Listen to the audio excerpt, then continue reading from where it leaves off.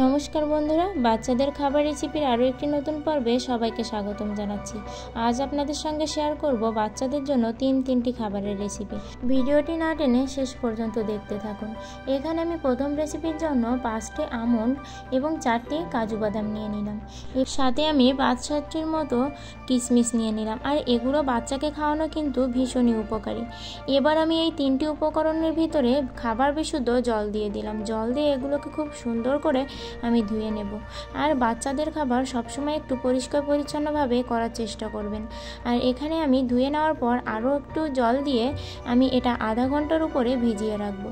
এবার আরেকটি পাত্রে আমি 1/4 কাপ চিড়া নিয়ে নিলাম। আর এই চিড়াগুলোকেও আমি খুব সুন্দর করে ধুয়ে নেব, কারণ চিড়াতে কিন্তু অনেক নোংরা থাকে।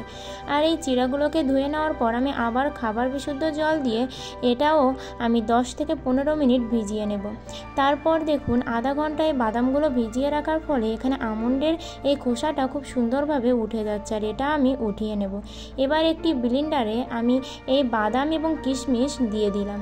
তারপর আমি যে চিড়াটা ভিজিয়ে রেখেছিলাম সেই ভিজানো চিড়াটা এর ভিতর দিয়ে দিলাম। দিয়ে আমি খুব সুন্দর করে এটাকে ব্লেন্ড করে নিলাম। এবার আমি চুলাতে কড়াই বসিয়ে দিয়ে 1/2 কাপের মতো দুধ দিয়ে দিলাম। 1/2 কাপ দুধ দিয়ে আমি এটাকে একটু খুব সুন্দর করে জাল করে নেব। এখানে আমি গরুর দুধটা ব্যবহার করেছি, আপনারা চাইলে কিন্তু এই খাবারটিতে ফর্মুলা দুধও ব্যবহার করতে পারেন। তারপর আমি ব্লেন্ড করা এর পিউরিটা এখানে দিয়ে দিলাম। আর আপনার বাচ্চা যদি গরুর দুধ খেতে অভ্যস্ত থাকে তাহলে সরাসরি গরুর দুধ দিতে পারেন, এতে কোনো প্রবলেম হবে না। এবার আমি 4 থেকে 5 মিনিট এটি রান্না করব। আর এই পর্যায়ে আমার রান্নাটা কমপ্লিট। এবার আমি একটি পাত্রে খাবারটি নামিয়ে নেব এবং একটু ঠান্ডা হলেই বাচ্চাকে খেতে দিব। আর এই খাবারটি আপনারা বাচ্চাকে সপ্তাহে 3 থেকে 4 দিন খাওয়াতে পারেন। এতে বাচ্চার স্বাস্থ্য বৃদ্ধির পাশাপাশি মেধাও দ্রুত হারে বৃদ্ধি পাবে।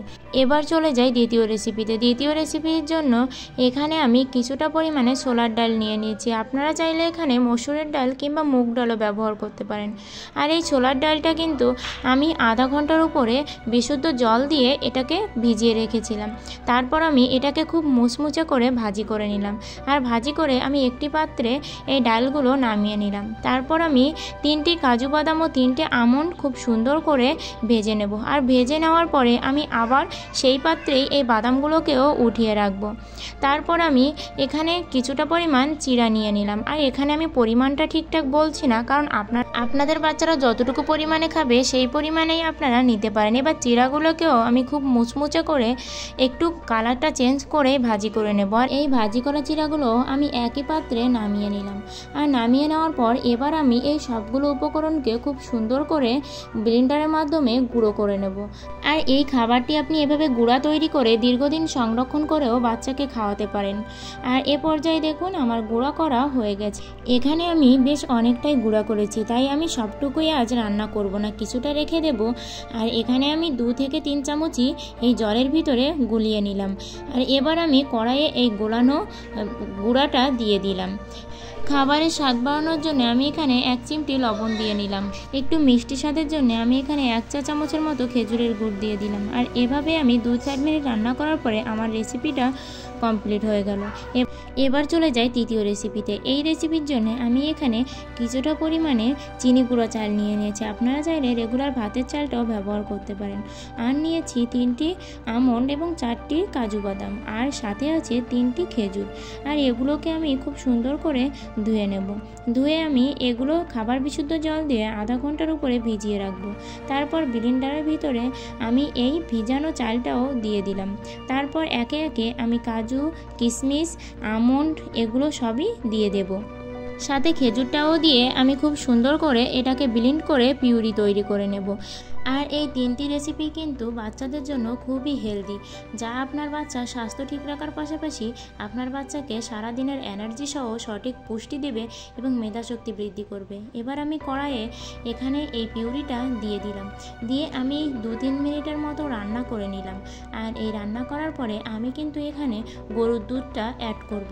আপনারা চাইলে গরুর দুধের পরিবর্তে ফর্মুলা গুঁড়ো দুধও দিতে পারেন।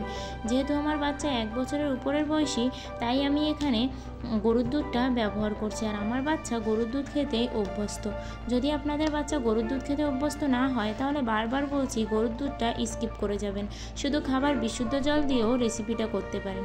এ পর্যায়ে আমি আরও 3 থেকে 4 মিনিট খাবারটিকে রান্না করে নেব, তারপর আমি খাবারটিকে নামিয়ে নেব।